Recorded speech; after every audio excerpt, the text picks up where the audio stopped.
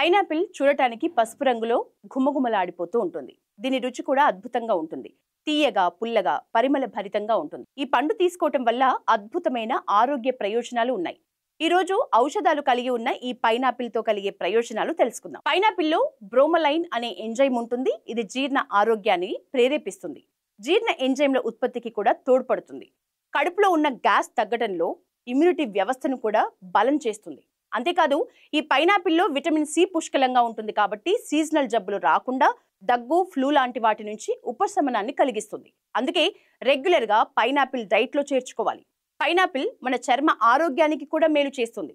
ఇందులో vitamin C ఉంటుంది. ఇది కొల్లేజన్ ఉత్పత్తికి తోడ్పడుతుంది.